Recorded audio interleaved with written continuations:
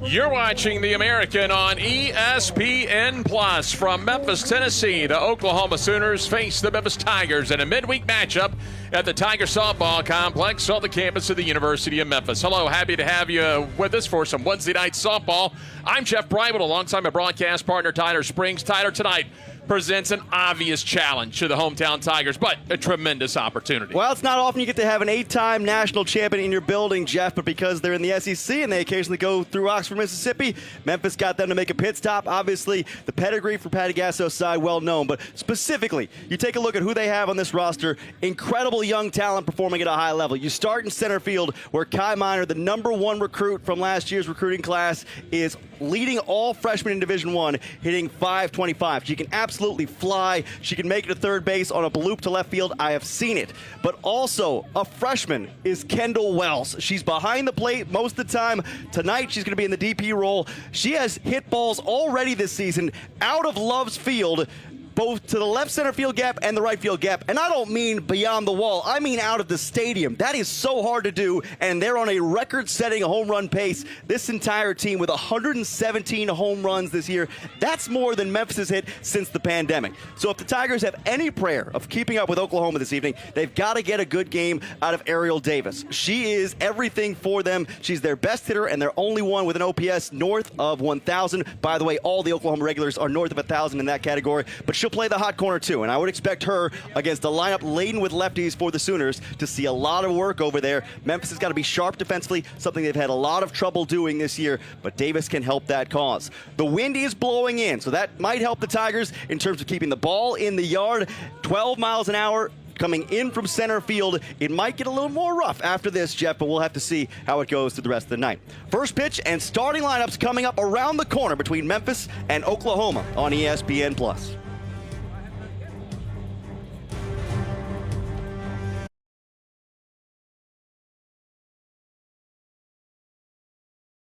Name that when you brought it up, I was like, oh, I didn't even realize, and then I was like, oh yeah. Well, the Tigers and the fourth-ranked Oklahoma Sooners about ready to get going here tonight. And in the circle this evening for the Tigers, 14 appearances so far, Tyler, Jericho Tate. It's going to be a gold assignment for Jericho Tate without a doubt. Now, she does bring a decent amount of velocity. I would say certainly among the healthy pitchers on this staff, she throws the hardest for Memphis. But she has not had the greatest beginning to her sophomore campaign. Going to need a little bit better tonight, obviously, against a very, very talented Oklahoma lineup. The biggest key, I think, for Jericho Tate's success, keep the ball down. You know, like, it's one thing if you don't have control, but you've got to keep the ball below where their barrels can get to it. She's going to face a very potent lineup tonight as you take a look at her arsenal there, the curve, the fastball, 58, 263. And I just said, Tyler, got to keep it low. You can do some pop-ups tonight, but with the power OU's got, you got to look out as well. 111 home runs on the year, and they'll lead it off of Cassidy Pickering, the left fielder, as we are ready to go here from the Tiger Softball Complex. First pitch will be down and away, so starting out a little low, but she's got the right idea. She's gonna want to keep it around that knee level, probably stay inside a little bit to these left-handed hitters. Yeah, drop ball, change up, and spotting them location-wise will be huge. Little off the plate that time. So what you don't want to do here is fall behind. She's behind 2-0. You can talk about any pitch you want to. What's the best pitch out there? And you'll hear whether it's softball or baseball. Best pitch is strike one. Get ahead in the count. And the thing for Cassidy Pickering here, 4th in the country in on-base percentage coming into this game. She's incredibly selective, and she's got the power to back it up if you make a mistake. So she is certainly going to allow Tate to come to her. So Tate behind in the count. See if Pickering takes all the way here. Pickering on the season, 506 on the year, 12 home runs, 39 RBI, 3 double-digit home run hitters to lead off this lineup. Alyssa Parker, of course, 21, hitting in the 3 spot. Get your big hitter up there in that first inning. And that's going to be another walk for Oklahoma, and that'll tie them for the national lead with the Florida Gators. 155 free passes earned on the year for the Sooners, so they're not just powerful, they know how to pick them. Well, so selected, though. 155 walks, only 84 strikeouts on the season. That'll bring up Gabby Garcia, the shortstop. Garcia on the season, a sophomore, 447, 14 home runs herself, 45 RBI. It's so fun to watch. I mean, just talking about what she's done in SEC play already. 2 home runs against Auburn on Friday, and she just hits it where it's pitched, Jeff. If it's inside, she'll drive it to right. If it's outside, she'll go the other way. And we'll get the strike on the outer half. So much easier said than done when you get coached from Little League on. Take the outside pitch to the right side, the inside pitch to the left side, back up the middle. But doing it at this level against the competition she's facing is pretty impressive. 0-2 for Tate. Keeps it down and out. They'll give a look to Pickering down at first. One thing that Tate and any other Tiger pitcher will have to do tonight, not be intimidated to pitch to contact. Oklahoma's going to make contact. Memphis is going to have to try to dominate the routine play tonight. Fly ball, catch it. Ground ball, make the play. Yeah, we're going to get to that in our keys to success a little bit later on, but that is one of those things that Oklahoma preys on is your mistakes look way bigger whenever you make them against the Sooners. That's going to get down and away. And so it's ahead 0-2. Tate now even at 2-2. So you got back behind the plate. Brown at first, Caton at second, Cunningham at short, Davis at third, Waldrop, Simeon, Bernesi from left to right in the outfield. Leaves it low, and so, as you expect, Garcia down 0-2's come back to fill it up. Jasmine Mack calling this game for Memphis in place of Aubrey Williams, who's been back there most frequently this year for the Tigers. It's a pretty big assignment for a sophomore who's also hitting cleanup. Grounded it to second. Caton has a little bit of trouble, can't recover, and right there, a quick freebie for Garcia. She reaches base, and that's the play that Memphis has got to make tonight. Yeah, this tends to be the brick that starts off the building process for Oklahoma in a really big inning. Unfortunately, Taylor Caton, who's been at first, being tried at second base, and at least stayed with it there. You know, freshman, maybe a little jumpy in a game like this, obviously. Got to get her wits about her and got to make the routine plays like that. You need an out every time the ball is put in play. So that's going to be the 60th error on the year for Memphis. One issue Memphis has had this year on defense at times is letting one error compound. Got to come back now, make the next routine play, and quickly Mac's going to get together with Tate, try to get things settled in, get on the same page here early in this ball game with Oklahoma, as expected, threatening in the top half of the first inning. Yeah, and you got the wrong person to mess up with at the plate in Kendall Wells. I mean, I cannot tell you batter to batter what it is about this Oklahoma team, but their plate coverage is elite. And Wells, I think, foremost among them in terms of getting to pitches that you think aren't in the zone. She'll put the barrel on it no matter where it is. So the DP tonight, the freshman of Bogart, Georgia, and that one's going to get away. So you had the error, and now the errant pitch is going to advance the runners, both in the scoring position. Now looking for a base hit to make it a quick 2-0 OU lead.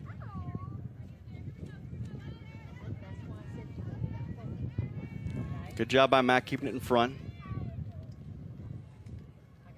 So Wells looking to sit on one, takes that one on the inner half. You got to be willing to know when to eat your losses as well, right? Like no sense trying to go to third there if you're Jasmine Mack. Can't get antsy. Well, you got one of the better power hitters in the entire country up here at Wells. See if they green light her on a 3-0. She'll take all the way. 3-0 strike. Now 3-1 hitters count. You don't have to say better, Jeff. I'd say best. I mean, 21 home runs to lead the nation is just wild. 102 total bases. And again, as a first-year player, we haven't even talked about the defense either. There it is over to the right side. Quick glove. They'll take the out. So it'll be a 4-3 put out at an RBI for Wells, 44th of the year. That's going to bring in Pickering from third. Garcia will go over to third, but the Tigers do get the out, and OU will get on the board. Early in the game, you'll trade that run for the out. No doubt about it. That is a victory, I would say, in the eyes of Trina Prater. Now, you have to finish, right? That's one of the things that this Memphis team has struggled with is they get an out, they get 2 outs, they can't get to the end of the inning. Alyssa Parker, the right-hander. That will get behind. Mack can't pick it up. There will be a play at the plate, but not in time. Garcia comes in on the wild pitch.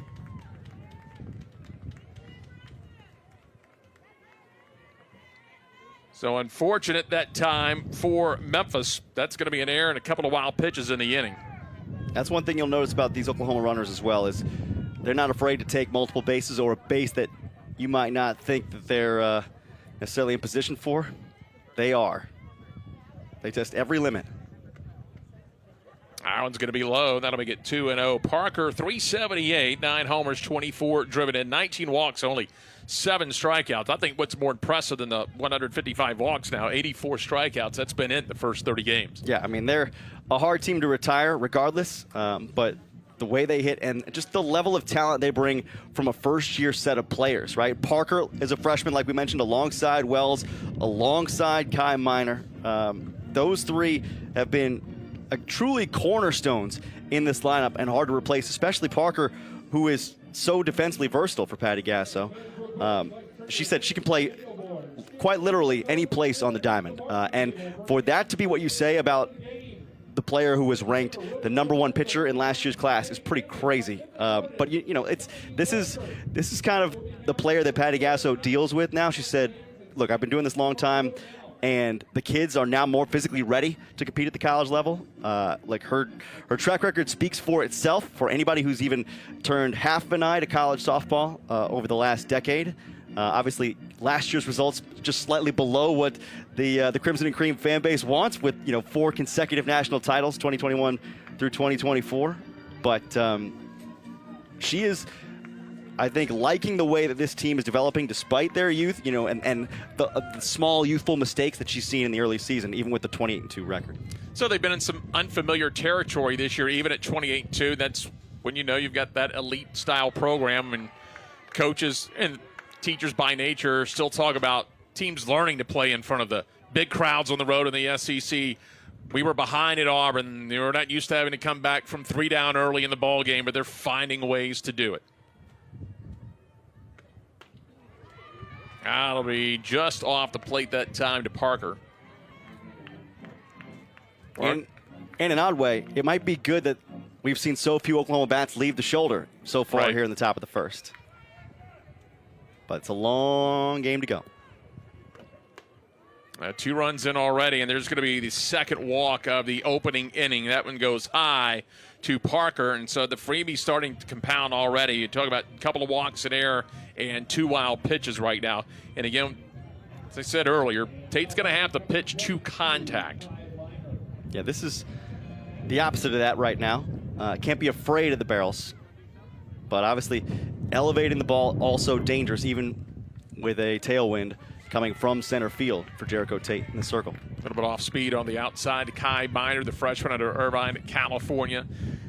You talked in the pregame about just what all she can do. A little bit of everything, whether it's power, speed, defense. Rolls it to third. Davis will go to second. They'll get the force out there. So you take the lead runner off the bag, and there's 2 away. So Minor reaches on the fielder's choice. 2 down here in the top half of the first. So one thing Tate trying to do now, do a little damage control. Absolutely. A lot of teams could try and get that ball turned for 2, but it was kind of slowly hit to Davis. So at least you get the 1. Lexi McDaniel, 500 on the season. Back up the middle. Long way to go for Cunningham. It'll get through. It's going to be runners at the corners for the Sooners. And Kennedy Semien, the veteran there in center field, I think has got to be a little bit mindful of the speed she's dealing with, because there's no chance she's throwing out Kai Minor at third. You got to keep the runner at first base in order to keep a force out potentially open there at second. She did that, but the ball did go to third base. Tate narrowly coming away just a little bit high over top of that ground ball. Alana Agbayani, of course, baseball fans familiar with that name. And she's pretty good in the stick and ball sports as well at .459, 5 home runs.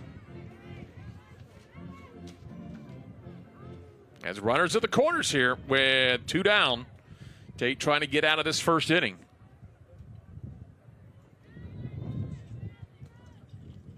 Tate to the left-hander, keeps it down and away again. Now it'll even it up at 1-1. Tate can do some damage control, Tyler, and get out with just 2 runs, considering the 2 walks, the wild pitches in the air. That'd be a victory here. Get your offense up to the plate. You'll take it without a doubt. She cannot, though, give in here with Agbayani working at 1-1. Over to short, Cunningham. Quick toss to second, and she'll get out of the inning. So Oklahoma's going to get a couple of runs on one hit. There was an error and 2 left on base. We have played half an inning here in Memphis, and the 4th-ranked Oklahoma Sooners lead the Memphis Tigers 2-0.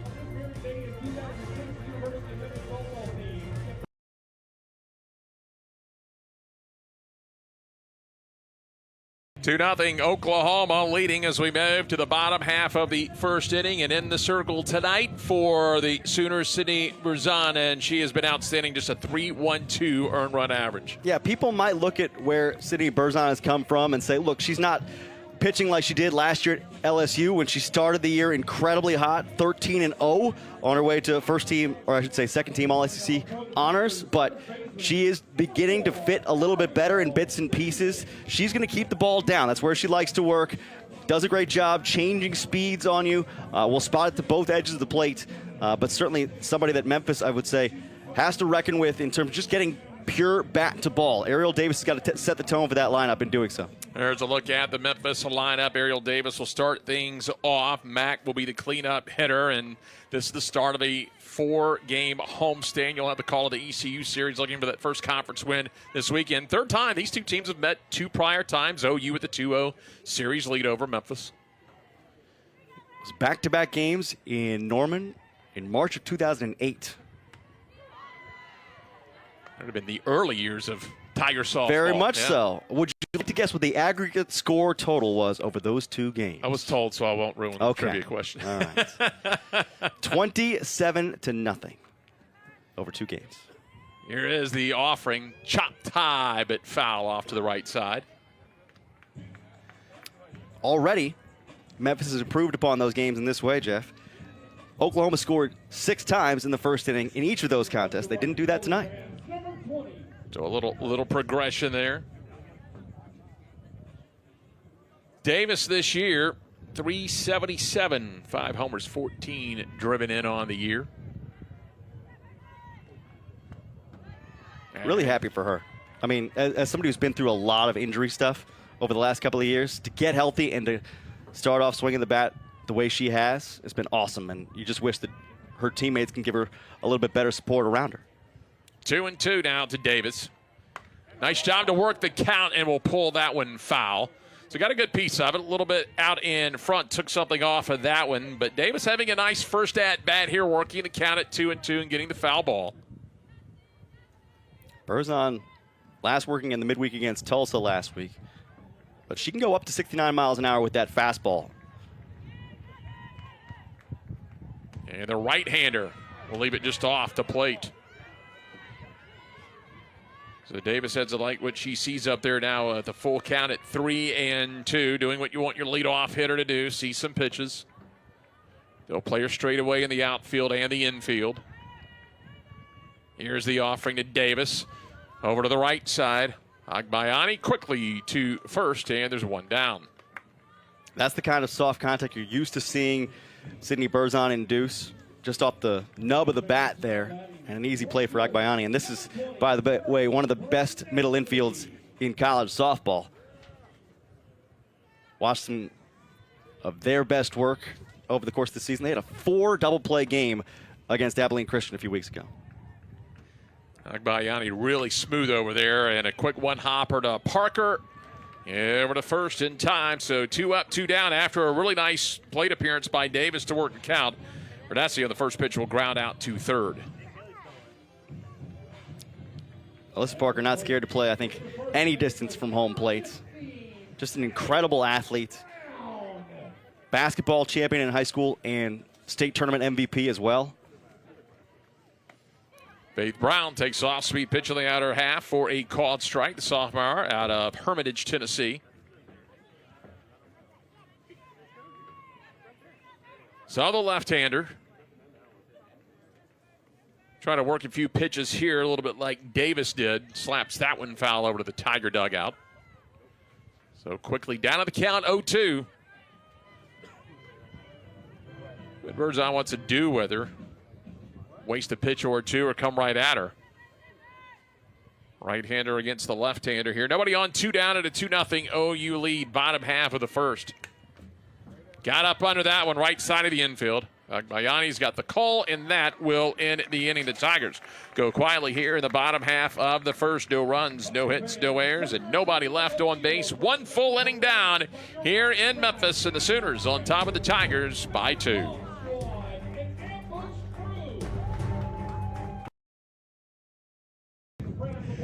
Well, it's 2-0 Oklahoma going to the second inning, and tonight's Paths of Success brought to you by the University of Memphis. For those that want to change the world, the University of Memphis is your starting line. Memphis is where grit fuels greatness. Bold ideas have real impact. Learn more at memphis.edu. Tyler, what are you looking at? Well, looking at Penny Hardaway in a sweatshirt, looking a little bit chilly out there, but he knows how important it is to have high energy. That's a key for the Memphis Tigers tonight, and they've got to keep the ball down in the zone. High fly ball left field by Emmerling in the corner, and it's gone. A leadoff home run. Emmerling will hit her 10th home run, 28th RBI of the year, and the Sooners up 3. Took it right off the tip of my tongue. That ball a little bit too elevated for Isabella Emmerling, and unfortunately Jericho Tate pays the price. We talked about the keys for Memphis. The keys for Oklahoma was to attack weakness. They've already done that with the Tigers committing a couple of errors and walks in that first inning, but you see Emmerling wasting no time there on a pitch she feels is in the wrong spot for the pitcher. I mean, cooked right down Central Avenue, and she barbecues it. Right over the 200 down the line here at the Tiger Softball Complex. And now the 9-spot hitter, Abby Dayton, hitting .500 with 3 home runs and 23 runs batted in on the season. I thought Tate did a decent job to keep it low in the first inning. However, that resulted in a couple of walks, and then the freebies would mount up. Emmerling's home run, the second hit of the game for the Sooners. 116 home runs on the season. And they have the all-time record, 161 in 1 year. And they are pacing to way outstrip that mark. And anytime you've got a team at the elite level like Oklahoma, it's talking to some of their staff on pace to get over 200, but then you add, well, we'll also have the conference tournament and regionals and supers onto the World Series. If everything works out for you, you get all those added games to add to a total. She'll take a walk after the home run, so a runner at first. That's going to be the third walk now for Oklahoma, and it's going to flip it back to the top of the order to Pickering.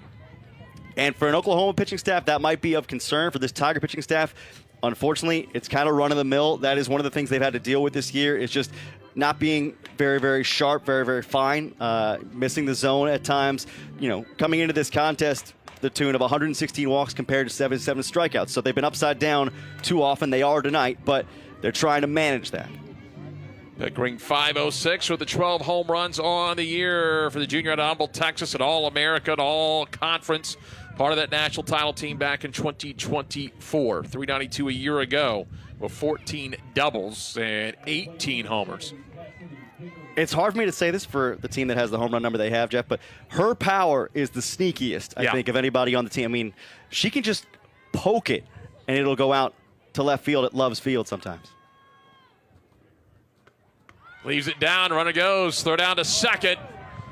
Little off the mark. That'll get out into center field, and OU is going to have Dayton at third base of nobody out, so it'll be the stolen base in the air to advance her to third.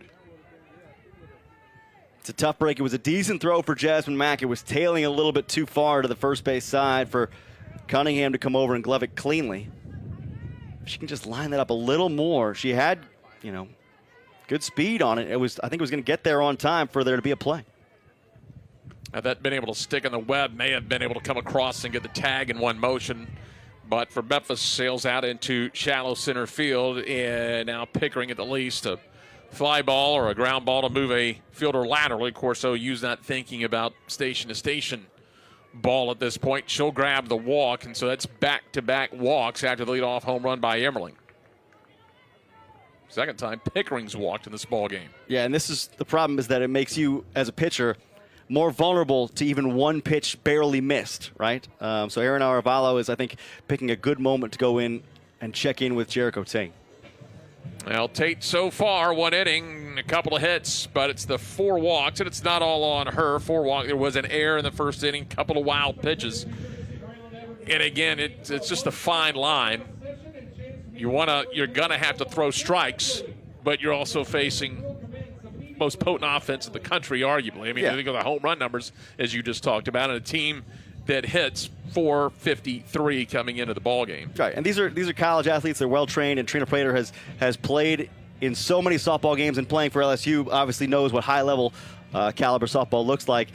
In some ways, right? If you're looking for the generous interpretation for the Tigers, just keeping your wits about you, right? Just keeping, your fingers from not vibrating when you're playing an 8-time national champion, is an accomplishment. But I think that's part of the patient conversation that she's having with the infield right now. Just trying to make sure that they know, it's no different than any other game when we were in this situation, right? Just keep getting outs, play to play, and probably Aravalo saying the same thing for Jericho Tate.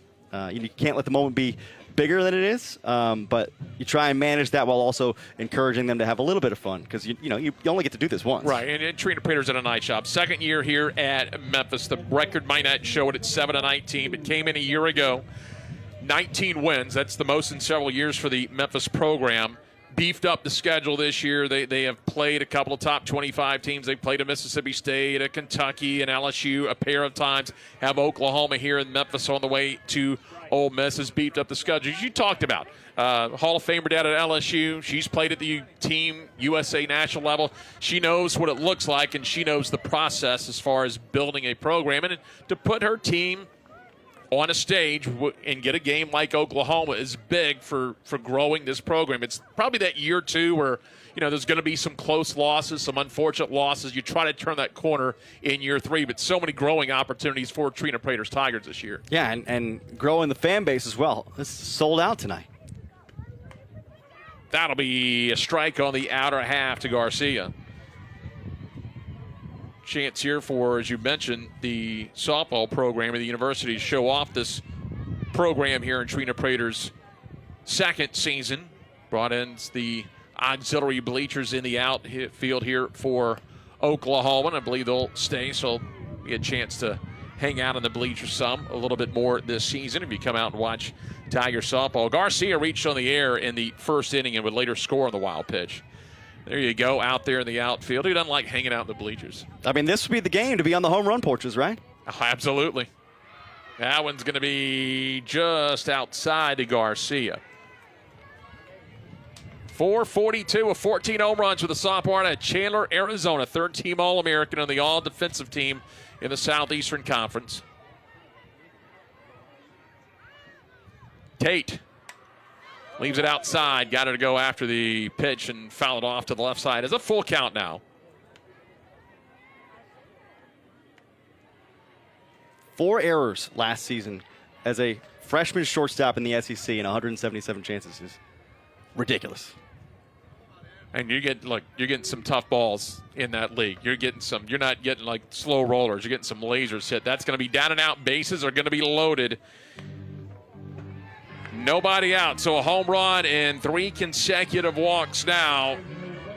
And now you're about to get into the heart of the order. 3, 4, and 5. And the last person you want to see coming up is Kendall Wells.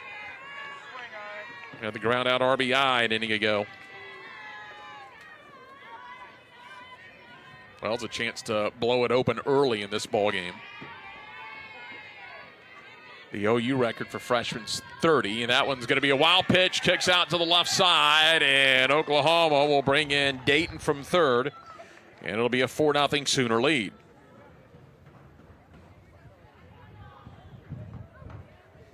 But not only do you have the team home run watch, you have the freshman watch here for Wells. I was talking about 30 being the OU record, 37 the NCAA record, so they'll be kind of keeping an eye on that. And that may do it for Tate. Let's take a look. Went down and in, just kicked off, looked like the knee guard or the shin guard for Mack to the left side, had no chance to get her at home. So rough outing today for Tate. She will come out of the game here in the second inning. We'll tell you about the reliever, get things set up for you when we come back to Memphis in just a moment. Fourth-ranked Sooners right now in the second, leading the Tigers 4-0.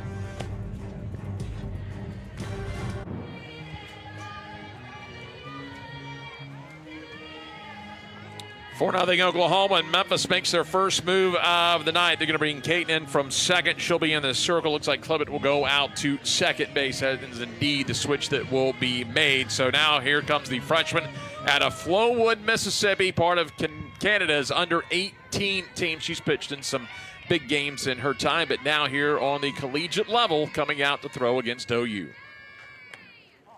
Yeah, Taylor Caton having more and more asked of her here. She gets deeper into her freshman season. She can get up there to 63 miles an hour. It has the changeup that actually operates in the high 40s.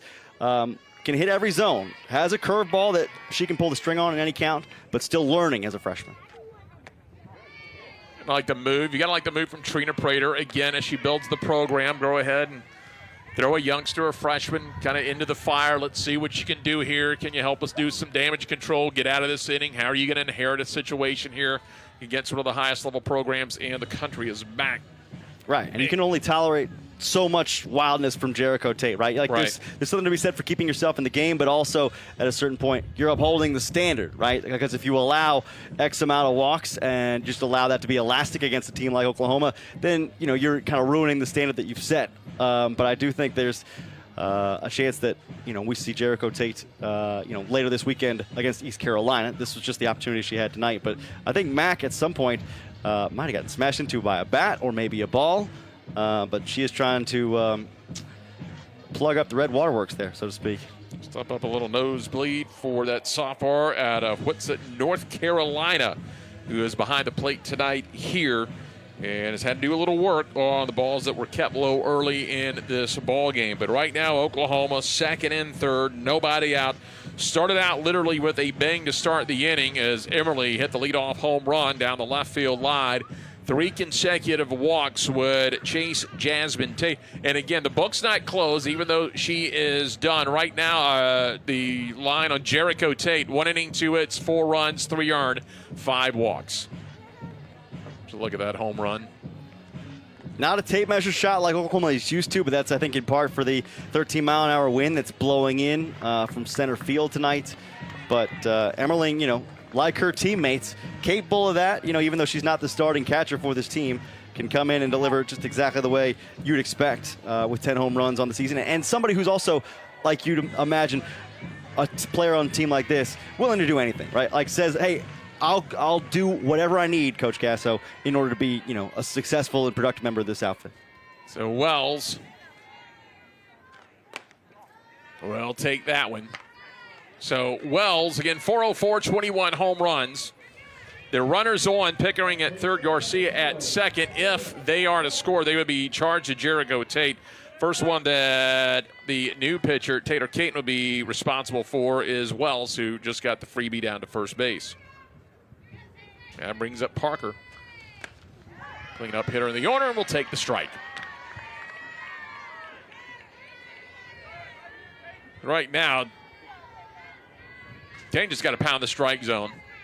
And you got to roll the dice here, obviously, with the team at 453 and the power they've got. She's coming off a couple of appearances over the weekend in a series the Tigers lost down at UTSA, where she worked 4 2/3 combined and gave up 6 earned runs, including 6 walks. So this has been, unfortunately, something that's been hamstringing her. Foul off right side. Right now, heels on the warning track out there in the outfield for Rajap and Simeon. Yeah, can we get a shot of just how deep the outfield is playing, like average depth tonight, perhaps? It's crazy, but it's not crazy for Oklahoma fans to put a home run target out there. The outfield kind of recognizes that.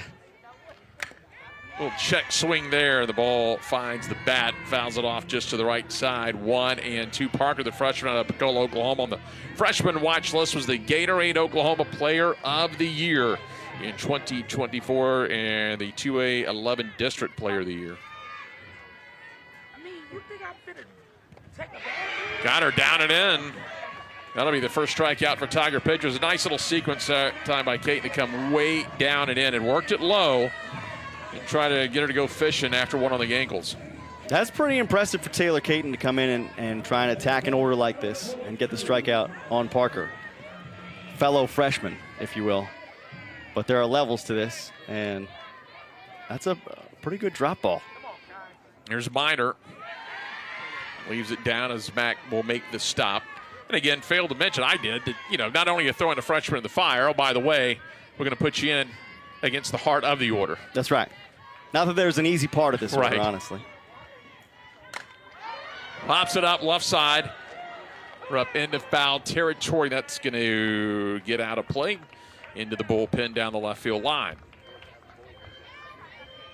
Plenty of foul territory here at the Tiger Softball Complex in Memphis. So that ball hangs up. As you saw, Cunningham and Davis and Water go after it.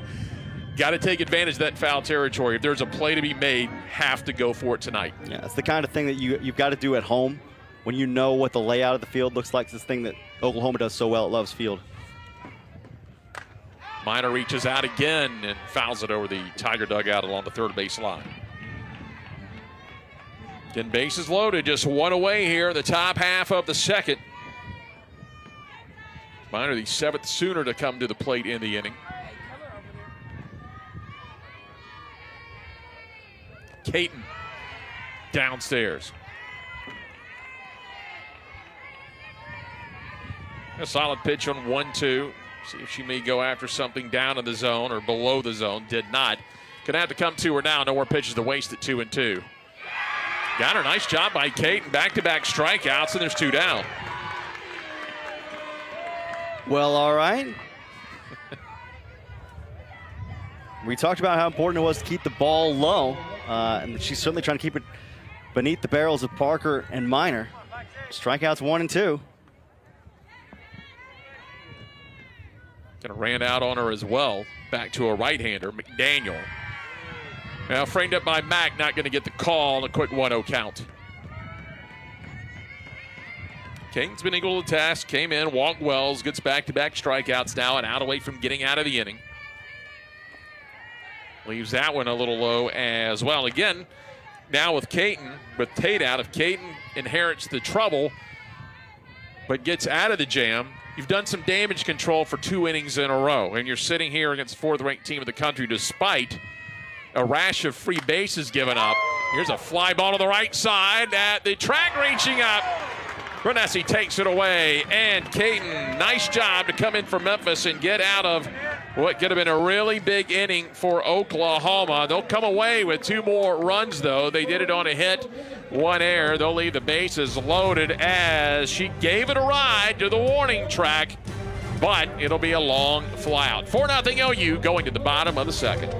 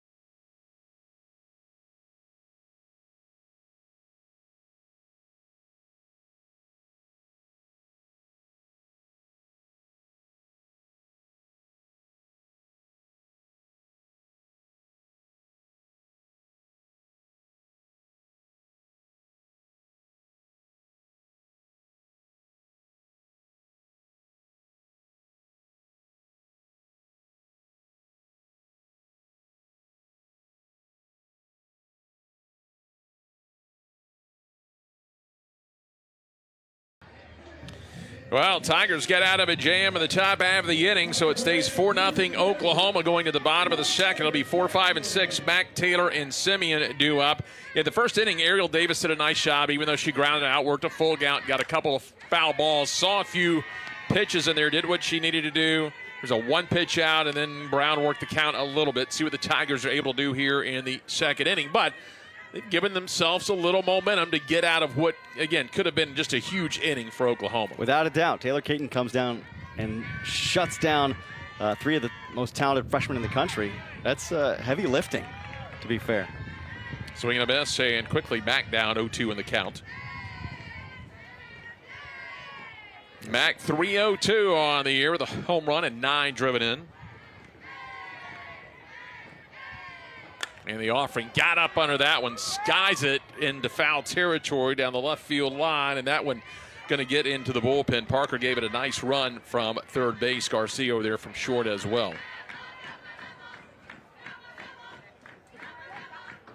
Jasmine Mack as long a first inning and a half as anybody out there. Stays 0-2, trying to hang in there and does a nice job. Will lace that one foul over the Oklahoma dugout. So often, that's a good point, Tyler. So often we talk about pitchers laboring out there with control issues, and we often forget about. How about me? How about me back here? I got a bloody nose. I'm trying to block all these errant pitches. It's hard work. So the sophomore gets called strike 3, and she's going to be retired, and there's a 1 away. So solid sequence there by Zahn. Got ahead of the count, got a couple foul balls, but came back and gets called strike 3. Nice job to move it back in. Yeah, she's pretty solid in terms of keeping the ball waist and below, and oftentimes feels like knee and below. It's hard to chase that. First pitch strike to Neely Taylor, redshirt junior out of Marion, Arkansas, just across the bridge over in Crittenden County, across the bridge over the Mississippi. Talk about players that have endured and stayed the course. The amount of knee surgery she had, continued to come back and have that desire to want to play has been very impressive for this redshirt junior. Yeah, it started the year pretty well. It's been in a bit of a swoon of late and trying to get the mojo back for conference play. But having a night where she's not in the field might help. 269 hitter. Checks the swing. They appeal down the third to Chris Chubb, says nope.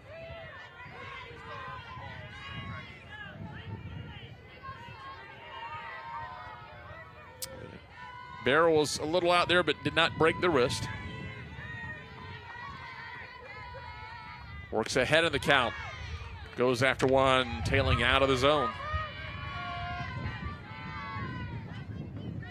You'll see her throw that, specifically left-handed hitters, trying to get away from the barrel, especially if she's not worried about power to the outside corner. Pulls that bat back. She's going to work a full count now at 3-2.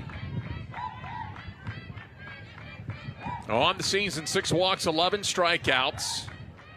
She's done that in around 58 plate appearances. So the 3-2. Going to stay high. The Tigers had the first base runner. A 1-out walk here in the bottom half of the second inning. 75 walks, their first 26 games.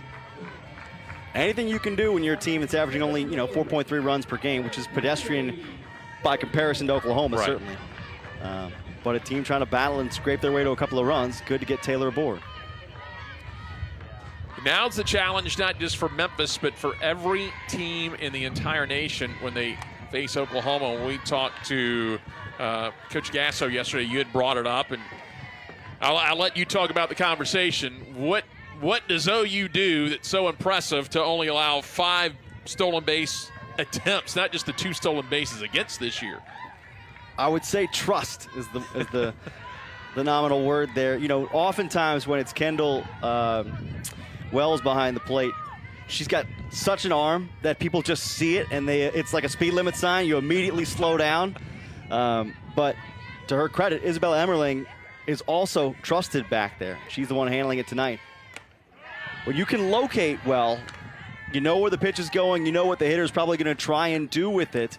That, I think, plays a little bit better for your defense. And also, it has the added benefit of if your catcher doesn't have to work as hard, doesn't have to go chase one down to the backstop, you're not allowing, free bases to the opposing team. Humorous when you were talking to Coach Gasso. There's a rip through the left side. Hard hit ball by Simeon, and Memphis has something working here in the bottom of the second. Nice tomahawk there shown by Kennedy Simeon, the senior. Been waiting a long time for the matchup like this. Like you said, like Taylor, one of those who has kind of worn it through the years. Right by Parker at third. Nice job to drive it. Nina Cunningham, the grad student. Shortstop. Looking for a hit here to bring in Taylor and make it a 3-run game. But going back to the conversation when you had asked Coach Gasso, and she just goes, well, we throw it down pretty well. We just throw it down. It kind of sends a message. Everyone kind of sees it. So she just want that no one's really tried to run on us this year. Must be nice. Yeah. Flashes the bat out there. We'll get the called strike on the outer half. Cunningham on the season, 172. No homers, 6 RBI for the grad student. Went to UCF for a couple years just to go to school. Got her bachelor's in 2.5 years and got back into softball. Lefts this one into center field. Minor up with it. And that'll be 2 away, and that'll keep the runners at bay at first and second. I do think there is an element there where, this is not some legendary pitching staff. At least they haven't shown themselves to be that yet, right? They haven't no-hit anybody, that kind of thing. But the placement, right? The reliability of this ball is going to be in this spot. My catcher's not going to have to wonder about it. I think does make for fewer opportunities given to run because the pitches don't go wild. Wilder will take the strike. Anthony's the left fielder on the season. 114, does have a home run. He's driven in 3. Big opportunity here for the sophomore to Lexington, Tennessee.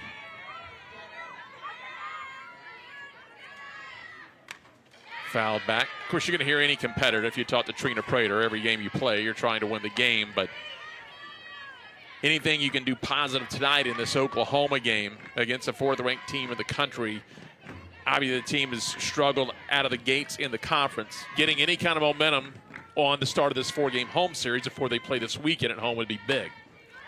Would be huge, especially because they're filtering through a bunch of injuries, right? They're not whole as a pitching staff. That's why you're seeing Caton and Jericho Tate get these innings the way you have over the last little while, and they're not whole. Elsewhere in the field as well. We'll see if we get a Serenity Sosa appearance in conference play, but just trying to find who fits in what spot. Slow roller, that's going to be stabbed in the circle by Berzin over to first in time, and that will end the inning. Tigers a couple of base runners, but they leave them straight at no runs. 1 hit, no errors. They're going to leave a couple on base. 2 complete here in Memphis. OU still on top, 4-0.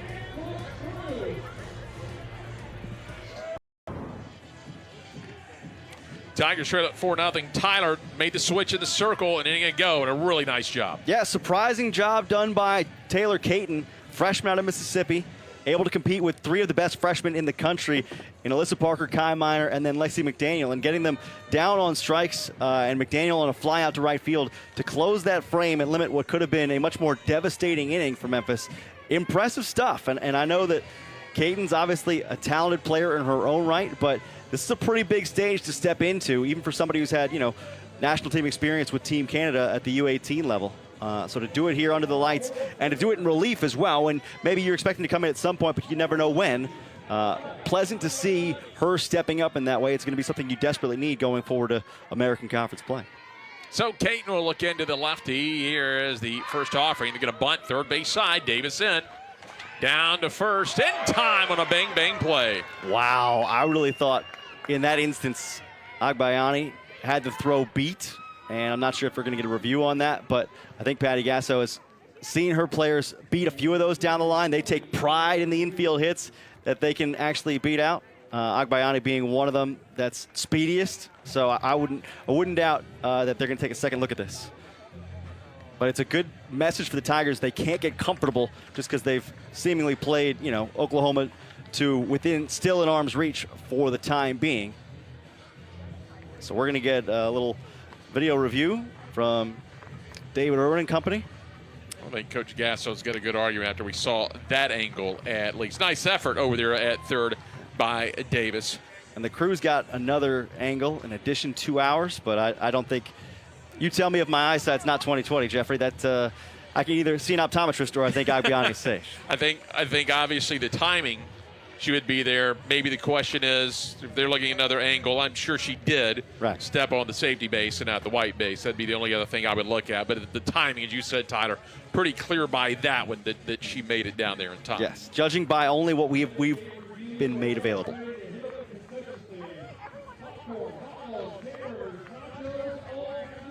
Got the blue base. Yep. Yeah. I mean, she made the call for him. That's right. As they all do. As they always do. And got right back to the white base, which is what you're supposed to do, right? Because if you come back to the blue base and you get tagged, It's an adventure the first couple of years we brought the safety base in. But in a good way, yeah, right? It's been great. It's been useful. Hopefully, you don't know about the injuries that you haven't seen because of it, right? But It certainly made the plays at first base like that, just a little less nerve-wracking if getting for parents, nobody else. If hitting wasn't difficult enough, now you're making me remember when I've got to hit this base, when I've got to hit that base. Here we go. Overturned. It will be safe. That's I think fairly that's done. The right call. Yeah. So a bunt single, and OU with a leadoff runner on for the third inning in a row. A walk in the first, the home run by Emmerling in the second. Agbayani here in the third, the bunt single. Curious to know if somewhere Benny Agbayani is like, where was this video replay when I was playing? Some names, when you follow baseball, stick out as soon as you see that name. Like, that's Baseball's that kind of there, sport. yeah. There's certain guys where they may not play, like a Hall of Fame career, but you know the name. Drops it in there for the strike. Emmerling homer to left field, an inning ago on the first pitch of the second inning. Final line, by the way, on Jericho Tate. An inning to its 4 runs, 3 earned, 5 walks, no strikeouts, 44 pitches, 16 for strikes, and up the middle. Had a chance to get the out of the second, but that's going to be in and out of the hands of Clement, and that's been the thorn in the Tigers' side this year in Trina Prater's second season. Look, your pitching is what it is, your hitting is what it is, but come in with 59 errors on the season. We talked about just dominate the routine play. I'm low-key devastated for Kayla Clement there because she has the chance to go for you unassisted to the bag there and then throw it first. And double plays are few and far between for this Tiger outfit, especially against the lineup like this. And she just took her eye off the ball for 1 second. That's all it takes. Dayton would walk in, score an inning ago. Has a chance to drive in a run here with Agbayani just down the line at third. See if they put Emmerling in at motion. They have stolen 41 bases on the year. They've only been caught 5 times. 500 hitter on the year. Has driven in 23 on the season. Somebody who can play all over the place, has come in at third base at times this season, has played across the outfield. Tries to run it inside. Missed on the bunt, and that ball gets away. So not able to execute the bunt, but enough to provide enough distraction for Mack that the ball gets loose, and a 5th run comes in for the Sooners. I didn't think there was a worse strike than the drop third strike that allows a runner to first. There is, turns out. It's a strike when you don't actually bunt the ball, and it gets away, allowing a run to score. Runner at second now. Going to be down and out.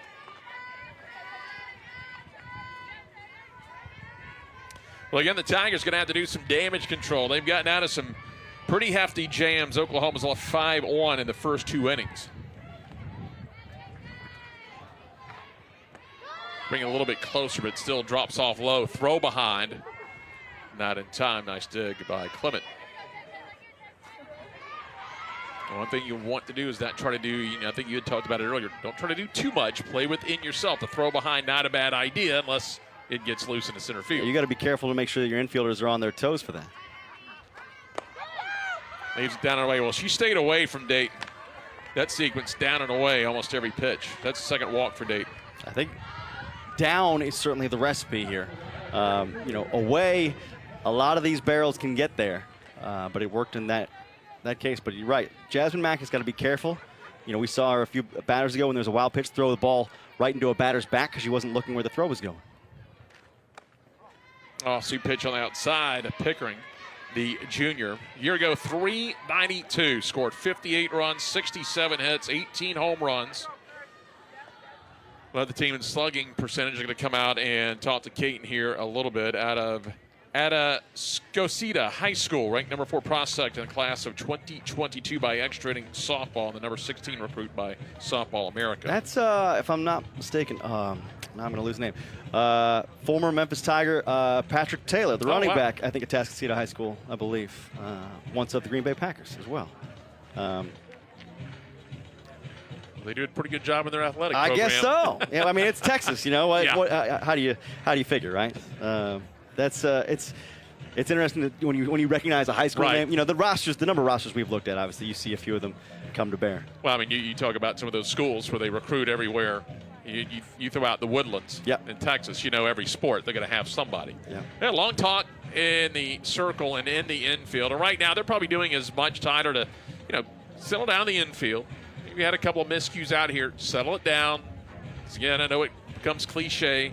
Ground ball to you, just make the play. Don't have to do too much. As you mentioned, I think Clement, that ball was hit to her. She was maybe thinking for the flip or the transition a little bit early, just ricocheted off the glove. When just get it in the glove, either make the tag or get that lead out at second base. Yeah, and for the wealth of Oklahoma fans that have made the trip, by the way, welcome, and thanks for joining us in Memphis tonight. Capacity crowd here at Tiger Softball Complex, they love it when you make miscues like that because they know their team attacks those things, right? They are nothing if not sharks looking for blood in the water, and they made it, pretty apparent there that they were going to take advantage of it.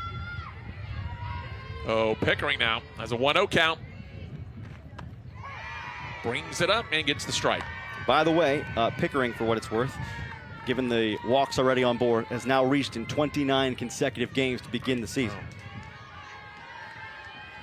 That wind still coming in from center field. Started out about 12 miles per hour. Will gust up a little bit more. Did not hamper Emerling's shot. And oddly enough, you and I had talked about before the game with that wind.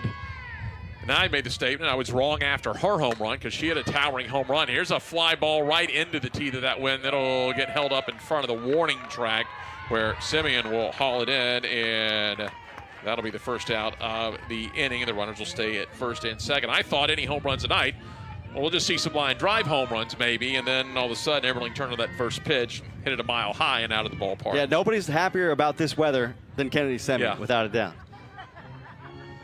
That ball jumped off the bat by Pickering, but getting right into the teeth of the wind, coming straight in. And we're going to see, I believe, Sydney Barker here as a pinch hit appearance. So Barker will hit.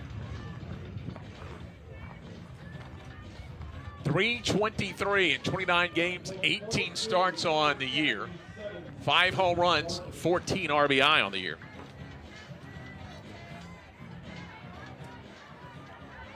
She's very versatile, both with the glove and in terms of outcomes with the bat. Takes that one down and away to the right-hander. Sophomore out of Rockland, California. Kind of the one of, and we've talked about, they've got a couple of these Swiss Army knife type of players that can do so many different things, but did that last year as a freshman, right field, first base, a few starts at shortstop. And gets well ahead of the count at 2-0. I have seen her beat out a ground ball to third base and then in the same game go yard.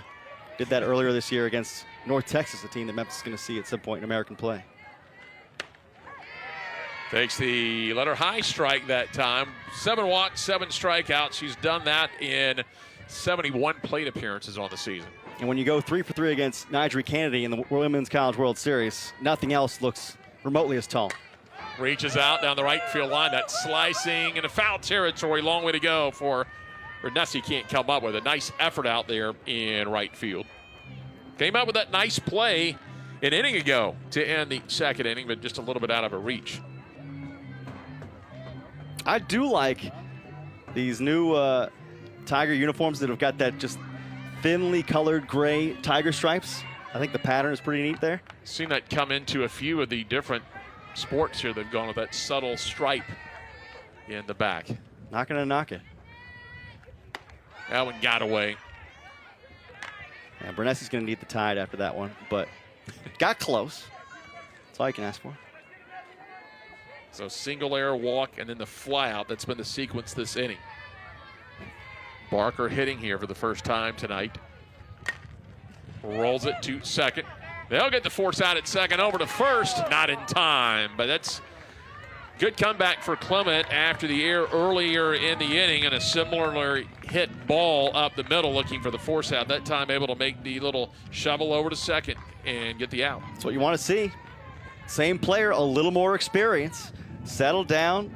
Throw from Cunningham got there, I think, a smidge late. Let's see. Maybe smidge late.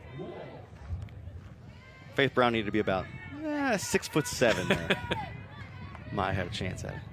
Kendall Wells 0 for 1, ground out RBI and a walk. Well, Memphis again for a third inning has a chance to get out of a jam, do some damage control. And again, they can survive a few freebies here, airing a wild pitch and a walk in this inning. If they can get out of this one, just the one run. And really, if they just got the second run and you gave up two, it's still a pretty good job from what you've done to help Oklahoma set the table for what, again, could potentially be a huge inning. Absolutely.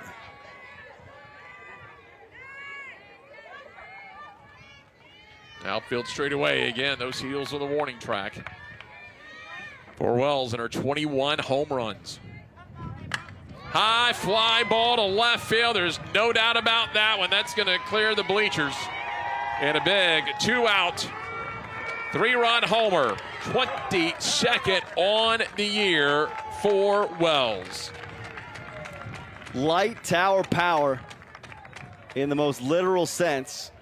That one, I think, climbed just next to each of the bulbs that are out there above the left center field home run porch, and some fans out there probably pretty hot that it cleared them. There was nowhere back to go. They had to go down the stairs to go and chase that one down onto the track. But what an effort. I mean, this is, for a first-year player, let alone any player, to be this calm and to do this at the rate that she's doing it is something to behold. Climbs another home run closer to the OU in the national freshman record. There's the strike on the outer half, and that close for Memphis to getting out of the inning. But any little mistake against an elite team, and Memphis again has played some top 25 teams this year, but we've seen it in college sports. When you get into that top 5, it's another ball game at that point. The finest mistakes you're going to pay for. And that was one they paid for dearly. And that opens the game up wide open now at 8-0 here in the top half of the third. I held my tongue, Jeff. I was about to say, hey, not a single hit issued to the top third of that Oklahoma order. Isn't that nuts? And it's a good thing I didn't say that. I'd be still trying to pry my own foot out of my mouth. Parker a walk and a strikeout tonight. 378 on the season. Right-hander pulls that one just foul at third base. Chris Chubb jumping out of the way of that one. Best way to up third on that situation, staying right next to the bag. If you got to jump out of the way, you know it's foul, even on the close ones. So Kanan did a nice job, came in an inning, got out of trouble, nearly got out of trouble here, but again, the mistake, left belt high, crushed to left center field. And another one to deep left field. And that one's going to get over just past Waldrop. Made a run at it, but out of her reach. Back-to-back home runs for the Sooners, and they now lead at 9-0. Well, when the dam breaks, a lot's coming through, and it's feeling like it's breaking here in the third with a 5-run frame for the Sooners. But at the same time, it's a quiet 9 runs. It doesn't feel like these balls are sailing out, where they're going to be tracked by NASA, but they are nonetheless climbing as far as they need to climb.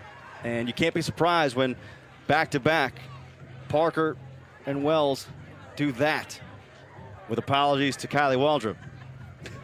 Wells had the one crush. Parker gets it just over the wall in left field. And the Memphis Tigers find themselves down by 9 here in the top half of the third. Looks like a new pitcher coming out for the Memphis Tigers. It's going to be Stutz. Tell you about it when we come back. Right now, the Sooners have opened this ball game. It's a 5-run third, and Oklahoma leads at 9-0.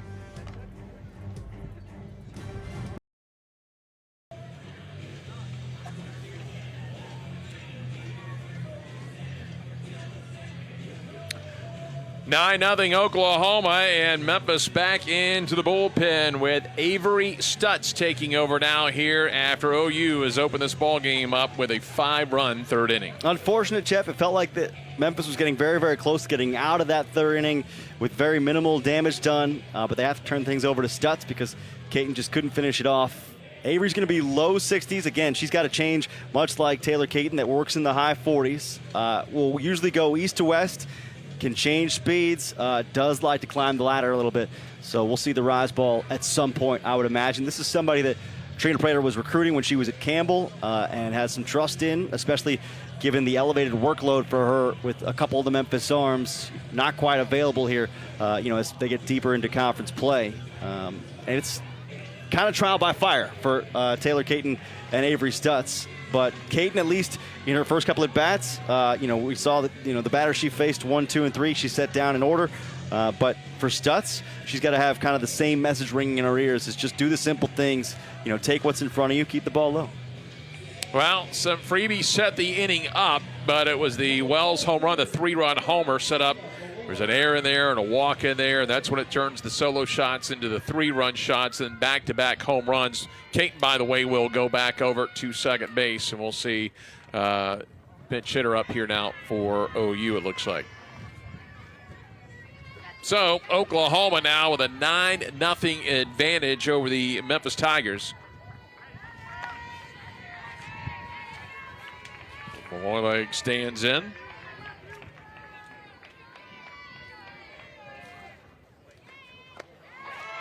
And we'll backdoor the strike on the outer half. Tia Malloy from Woodinville, Washington, which I hear is decent wine country up there. As the 1-1. Swings right through that one. Nice pitch that time by Stutz. Well, he got the arms extended. Still got to be careful. Malloy's taken it out 4 times this year. Goes after one of the outer half. Chase one out of the zone a little bit, but didn't want to risk called strike 3. So gets the foul ball off the cap.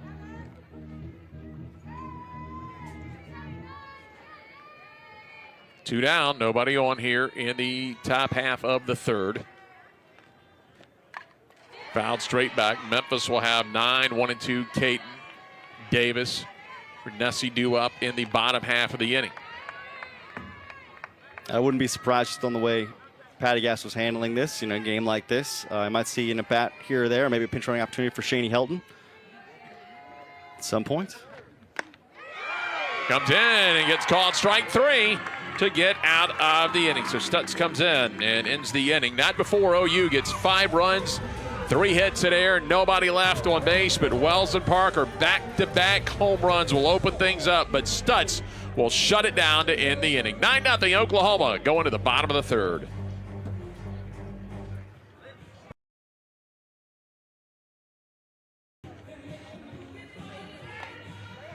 Well, sun setting here in the Bluff City of Memphis, Tennessee, as the 4th-ranked Sooners leading the Memphis Tigers 9-0. Memphis was right in this ball game at 5-0 before the back-to-back home runs by Oklahoma in the top half of the inning opened things up. It'll be Caton Davis and Bernesi due up here for Memphis. Memphis, a little something, a walk, 1-out walk, 1-out single. Unable to bring anyone home an inning ago. We'll see what they can do starting at the bottom of the order. I bet you would have had a laugh from Taylor Caton if you said, hey, you're not going to start this game in the circle, but you're going to have a whole pitching appearance before you even get to bat. Oh, really? She started out solid getting out of that jam in the second inning, but just ran into trouble. You're right.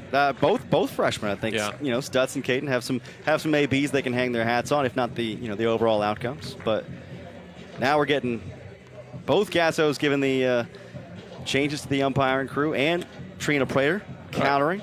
So here's what you got defensively now for Oklahoma. You're going to have Malloy out in left field. Janie Helton in center field. Pickering will move to right field from left. You'll have Dayton at third. Barker at short. Parker at second. McDaniel stays at first. And Emmerling stays behind the plate with Razan in the circle. So you got 6 new switches out there on defense. Just a couple. Nice to have the versatility. Right. There we go. Taylor Caton, the second baseman, to lead things off. Again, that second, got in the circle, back to second base. Caton, 158 this year. The freshman, 17 games. This is her 18th game, 14th start of the year. We talk about the freshmen that Coach Gasso has. Again, Trina Prater playing, a few freshmen, a lot of sophomores. Still some youth on this team for Trina Prater in the second season. Rebuilding again. We talked about the state of the program. Not in good shape when she took over to win 19 games a year ago. That's your first year, your buy-in. Everyone's going to buy in. They want some kind of success, and they had some success. Second year is really kind of when you get your teeth into it. That one ripped just foul at third base. So that's a lot of times when you start to see, all right, here come the freshmen, here come the sophomores that were, able to contribute last year, and then she'll filter in there with the portal here and there. And I think Dr. Ed Scott is probably going to keep an eye on a game like this just to see how the recruits hold up, right? You like to see what you're seeing from Stutz, from Caton, from some others. Obviously they measure themselves mostly against what you're doing in your league, but this is a good stage just to showcase some things. Swing and a miss. That one moved inside on her. Can't pretend that progress in softball game to game is linear, right? So many games. Yeah. You're bound to ride some waves, but you just want to see competitive approaches. And she'll chase one down and in. That one fell off, and there's one away. I'm so impressed with Sydney Berzon just being able to put the ball consistently, basically top of the knee and down in a way that hitters want it but cannot get to it, or at least cannot get to it with power. Back to the top of the order. Davis flies one to right field. A little bit of carry, but over the shoulder. Pickering moving from left to right field, and looks just as natural over there. Good jump on it. Yeah, the ball will find you, and Cassidy Pickering knows it. Good job reading the spin as well. Got the shoulders turned, got the play made. And when you talk about the schedule last year, of course, she had a schedule. I think it was a great schedule for Trina Prater in her first year. She needed some quick success. Had a couple games against NAI schools early in a tournament. Did what they needed to do. Built up some momentum. Got a conference tournament win. This year, when you talk about beefing up the schedule, Northwestern that's receiving votes, Arizona State receiving votes, 14th ranked Mississippi State at the time, Iowa 2 games with 17th ranked LSU, Oklahoma here getting in her conference schedule. Obviously able to beef up the schedule. She's been around, and again we talked about her history at LSU and with Team USA, and had been an assistant at Iowa before going back down to Campbell. Had some really nice success with the Campbells down there, but able to build that schedule up and challenge her team in year number 2. A little chopper back to the circle. And there's 2 down. Well, that actually ends the inning. So a 1-2-3, a strikeout, a fly out, and a ground out. No runs, no hits, no errors, nobody left on base. 3 complete here in Memphis. 4th ranked Oklahoma on top of the Tigers, 9-0.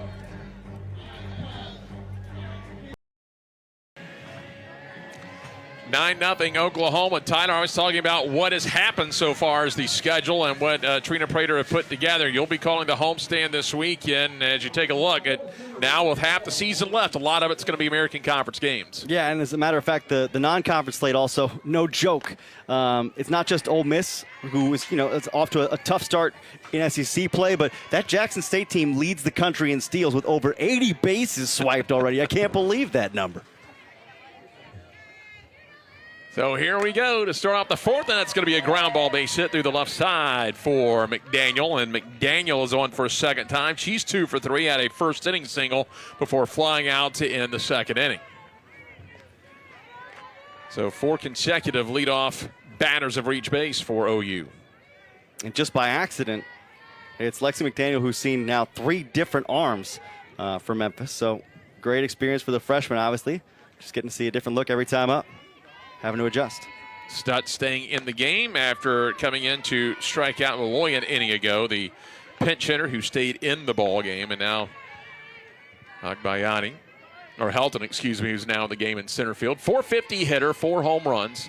We get wowed by the big numbers their starters have coming into the game. When you take a look at the 12 by Pickering and the 14 by Garcia, now the 22 by Wells. But you talked about the depth. Anytime now as you see the pinch hitters coming in, they make the rotation. Anytime you can come off the bench and consistently see 4 home runs, 5 home runs there, 3 home runs. They've got the pop off the bench. Maybe not the at-bats, but they make the most of it. Oh, yeah, just look for the 1 point something in the OPS category. Every single one of them over 1,000.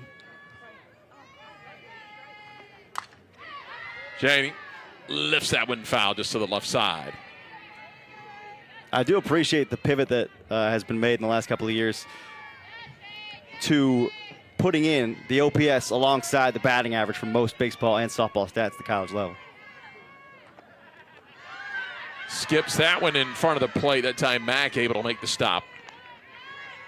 And Mack has been a workhorse behind the plate tonight. You had referenced it earlier. She really had to work hard the first 2 innings. Sometimes you'd rather not be. Yeah. Slow roller to the circle. That gets under the glove, and everyone is safe. Stutz brought the glove up too quickly, and it's first and second. So if I would put my coach's hat on here, what I would say in that moment is Stutz has got to be a little bit more ready to be aggressive in fielding that ball, because as soon as she allows it to take that second hop close to her, rather than trying to go and actually stab it, that's when the English takes it away from her mitt. And now Oklahoma trying to take advantage of the 2 base runners. It took a little bit of a hop to the left. That's still a play. As you mentioned, Todd, got to be aggressive, get in front of it, be able to knock it down. And I'm not telling you it's easy. It's No. difficult, but you're looking for things you can improve upon. That's one of them. And that one is going to be just below the knees. They keep telling us pitchers are athletes. I'm just out here to, uphold the standard. So Oklahoma, first 2 runners on, nobody out here. That one's going to be down and out.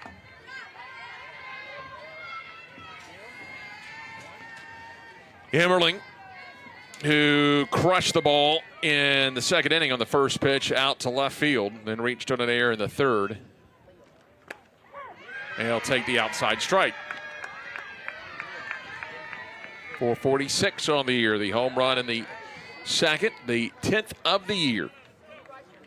Hit 2 home runs in the same inning against North Texas a few weeks ago. 2-2. And rose a little bit on her, let her high. And to her credit, she was fair and balanced. She put 1 in the right field gap and 1 in the left field gap. I think the left field gap actually was over that Mean Green scoreboard.